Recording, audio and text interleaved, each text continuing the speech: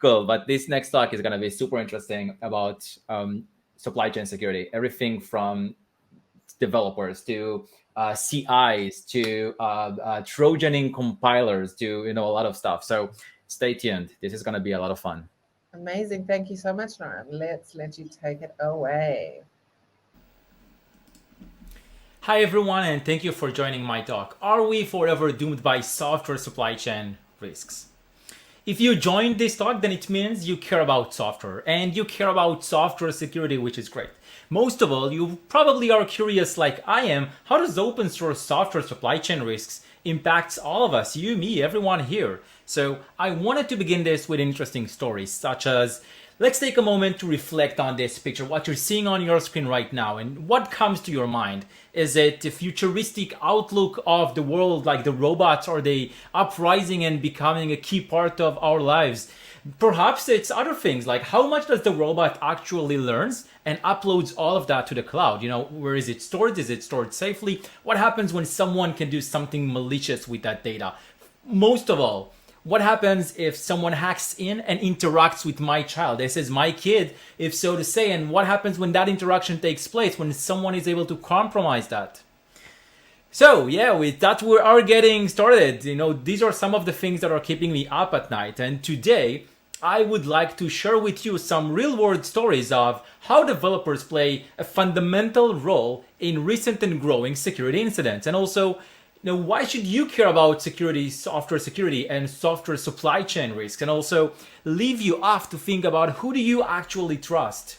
So, in case you had a doubt, we're seeing more and more open source software being developed. Year after year, right? Open source software repositories are growing with more and more open source software, and that is more software footprint. The thing is, the application that we build are ever growing in their dependency of open source software. Not just the fact that we're using open source software, but applications themselves are using more and more of that as well. So more of us, basically software engineers, are now accustomed to the way of how people work in open source, like opening issues and becoming maintainers of open source. More and more of us are maintainers of open source software. And that growth of open source software doesn't come without any risks, right? This is why we're all here, because we care about it.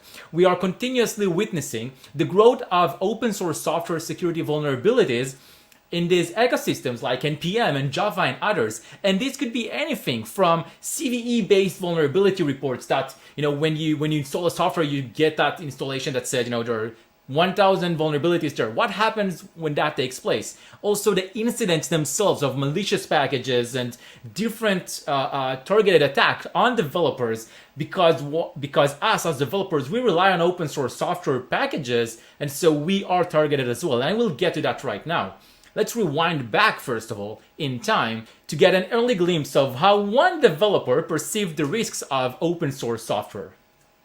So in 1984, the Turing Award-winning Ken Thompson wrote a short essay titled Reflections on Trusting Trust, in which he describes how he added a backdoor to the Unix login C program, and then he continued and added a backdoor to the C compiler, and then he added a backdoor further on with his chains of attacks into the compiler that compiles the C program, that compiles the compiler. Right, so in his paper here about reflections on trusting trust, he actually explains how software can be taught to learn specific traits and pass them on. So realistically, it is very, very hard to find the traces of things like Trojan horses and backdoors unless you have actually written everything from scratch. And I mean everything, such as the compiler, the linker, the CPU, the display that you're watching something, the keyboard, everything. It is very hard to trust an ecosystem. So as we learned by Thompson's Trojan horse story, dating back to 1984, developers have been targeted as a vehicle to distribute malicious backdoors and other sorts of malware for a very long time now. Let's explore some of these incidents. I'm sure you've probably heard of some of them. In 2018, the JavaScript ecosystem witnessed its first high-impact spearheaded targeted attack on maintainers and developers alike, where they are working in open source in the ecosystems themselves and actually have been the attack target, the attack vehicle as well, to actually distribute malicious JavaScript code to all of us using those software. And so the attack itself targeted also developers using open source, and specifically a Bitcoin wallet application. And this was the well-known event stream incident. Event stream existed on the NPM registry since 2011, for a very long time now, as you could see. It practically didn't receive any new releases in the last 2 years, but gained millions of downloads per week. Out of the blue, someone chimes in and says, I want to help. They get into the project, they help, they open a pull request, as you normally do in open source software. One of those pull requests later has actually introduced a dependency. At that point in time, this was a trusted individual, so they received a different kind of access to the repository and publishing new packages and new versions of that package and so on. And later on, when they added that dependency, now that dependency exists in a different state, and they could just add that backdoor to that new version that they released, and now new versions of EventStream that use that dependency pull the new version in, and they get that dependency with the backdoor that now the original maintainer of EventStream did not know about. They did not know that this is happening, and they can't control it, because this is how software package managers work in specific ecosystems like NPM, like others. So this actually resulted in 2 versions of the Copay Bitcoin wallet application, including the malware, 3 months, for 3 months until we found this. This is the EventStream one. Now, an academic research paper published in 2019 investigated these, properties of language-based software ecosystems, and it found that more than a half, 61% of open source packages on NPM could be considered abandoned because they did not receive any release in the last 12 months. Exactly what happened with the EventStream story. And as if we didn't learn anything from this incident, 1 year later, a similar action comes into life. Electronative Notify, and a similar incident happening. What happening in short, right? This one point in time, this Electronative Notify package, which is not malicious, but it's added as a dependency to a different project, this EasyDex GUI thing. Later on, that the developer that owns Electronative Notify releases a new version that now includes a malware, a backdoor to it. What happens? The Electronative Notify project is now embedded into a different app, this EasyDex things, which now pulls a new version of Electronative Notify with the malicious version and releases new versions. Again, sounds similar? Exactly what happened before. How much thought are we actually giving to the security of our own development infrastructure? For example, resources like cloud instances and your continuous integration tooling. In January 2021, a security researcher broke into Microsoft Visual Studio Code GitHub repository. Essentially, this is providing him any capabilities like read and write access to modify the code of the very well beloved IDE VS Code that many developers love. But due to command injection that this researcher had been able to exploit, it was able to give him an attack vector to basically create code injection. Now, by opening a pull request, all he had to do, opening a new code pull request, this researcher can now execute code into VS Code's own CI ecosystems without being authenticated or authorized. All of this really just provides him the ability to create, submit, or if you would like to say spawn, remote reverse shells on the CI servers running code, and from that being able to basically push and write access to the repository itself. Now, fortunately for us, so all of us here in this ecosystem, this researcher responsibly reported the flaw to Microsoft before, hopefully anyone else could have gained access to it. But you have to ask, right, how much do we know about the current state of open source security? What does it actually entail? So in an effort to explore the security awareness of Python and JavaScript open source communities, a group of researchers investigated how maintainers work in the open source community and how do they release fixes relating to security vulnerabilities. One of the research questions was, how quickly do maintainers mitigate a newly published security vulnerability? Once it's published, once there's a CVE out. The research found that it takes almost 100 days on average for both JavaScript and Python maintainers to start mitigating a vulnerability. You have to ask yourself if this is fast enough. And this is a bit different because between the different communities, because for Python, it has been remediated much sooner versus JavaScript, which took its time from 2018 until now to basically be a bit more mature and aware about these security risks. As a case study exactly of this, we can refer to Marked. It's a library. Marked's own security vulnerabilities from several years back. Now, what happened is This Marked is a Markdown library. It's a parser for JavaScript and Node.js, and it's very popular, getting millions of downloads a week. One day, a security researcher just pops up, open a code pull request to fix a vulnerability. So this says, all you have to do is merge it, basically, as you can see here. But as it is with open source software, maintainers are really trying to do their best, but they're not contracted or obligated legally or something to support you. So, me as a maintainer, you, everyone else, we're really trying to do our best and in time of what we can do. But this vulnerability stayed out there for a year, knowingly exact what's happening with this, and this security vulnerability itself being public for more than a year. When we're all so much very dependent on open source software, we can't ignore the question of, where do we put our trust? What are the mitigations and controls that we have to cope with the risks involved? In 2017, a security researcher working with the Node.js Foundation conducted a research which he wanted to explore and assess, right, the state of weak NPM credentials on the NPM registry. His work really revealed devastating truths about developers and their lack of security hygiene. What I mean by that is this security researcher was able to gain publish access to 14% of NPM ecosystem modules. This is a lot. Some of these modules were downloaded millions of times, tens of millions of times a week.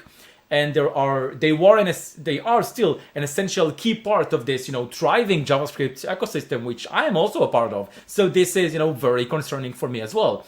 The thing is, the problem was rooted with insecure passwords chosen by well-known maintainer accounts, such as literally the word password for one of the accounts running millions of downloads for one of their packages. So if it can happen to them, it can happen to other packages as well. If our code packages can reach millions of developers, shouldn't we have more protections in place as citizens of open source communities? Shouldn't we do better for our account hygiene? So you would imagine so, but in NPM, the largest registry of open source software, even though two-factor authentication was enabled since 2017, only 7.1% of NPM package maintainers have enabled 2FA. You'd think that we have done better so far, but a year later, by 2020, another interesting insight that we get into what has been happening is that it has only grown by 2%. Only 9% of developer accounts on NPM by 2020 have enabled 2FA. We should do better. As cybersecurity expert Bruce Schneier says, and had said and written in his book Secrets and Lies, humans often represent the weakest link in the chain.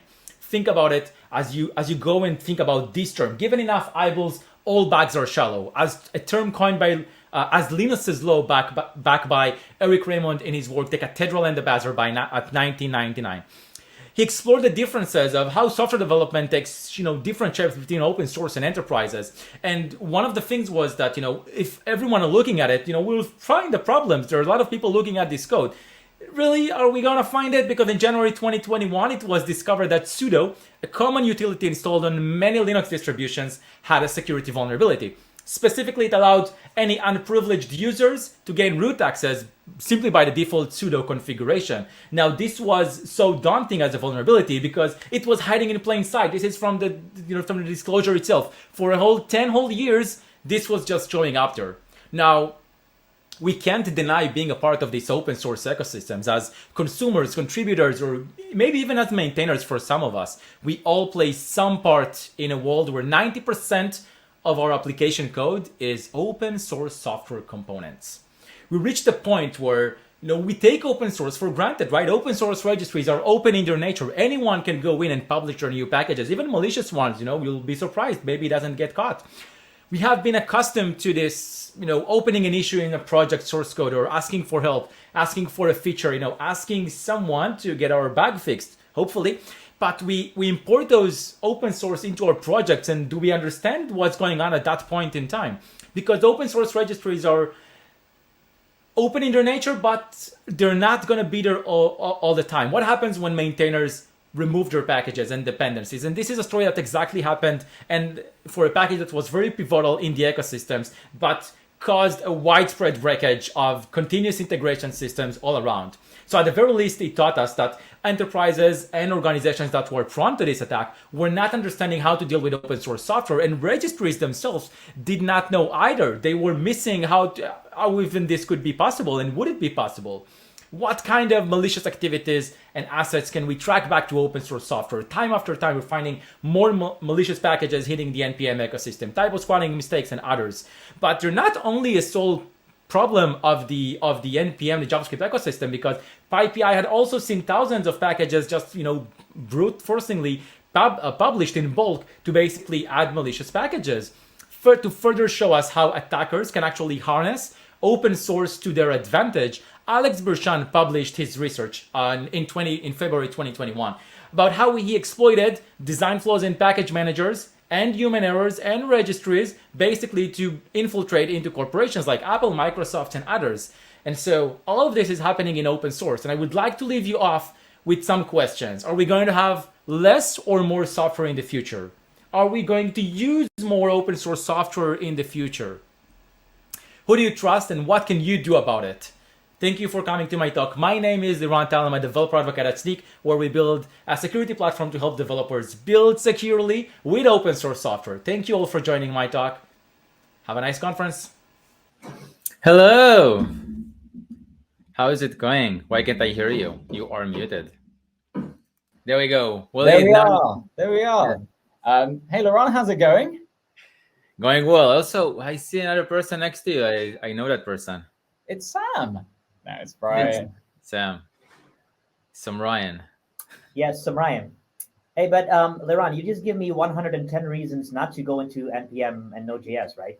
Just that's what you did. So let's keep it to Java. What do you Python think? is as bad as is Java and Ruby. Nah, you do not want to open the open source ecosystem situation here now.